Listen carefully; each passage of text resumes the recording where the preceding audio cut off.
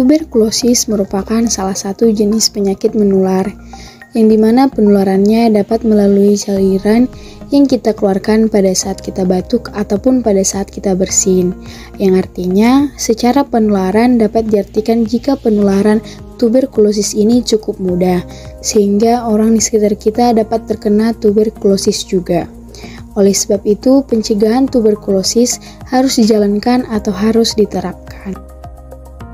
Gejala yang dimunculkan dari penyakit TBC paru yaitu batuk berdahak selama 2 minggu atau lebih.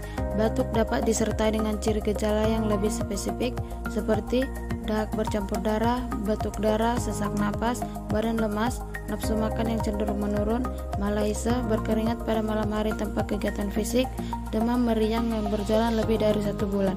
Sedangkan pada pasien HIV positif, batuk seringkali bukan merupakan gejala TBC yang khas, sehingga gejala batuk tidak harus selalu selama 2 minggu atau lebih. Kasus tuberkulosis yang berada di Indonesia sendiri juga cukup banyak. Dicatat oleh Kemenkes, terdapat 393.323 yang ternotifikasi kasus tuberkulosis, sebanyak 33.366 kasus yang terkonfirmasi pada bayi, dan 8.003 kasus tuberkulosis HIV.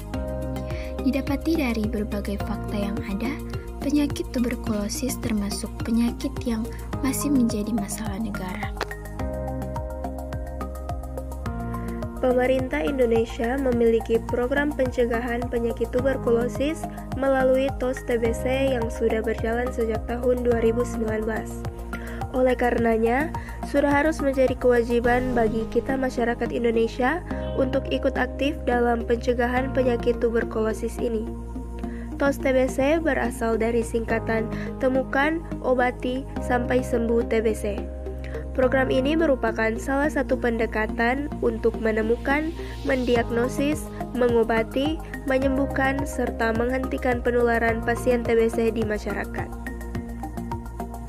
Untuk upaya mendukung program pemerintah dalam pencegahan dan pengendalian faktor risiko dapat dilakukan pula dengan beberapa cara ini.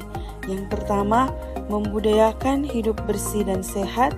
Kedua, membudayakan etika batuk yang sopan.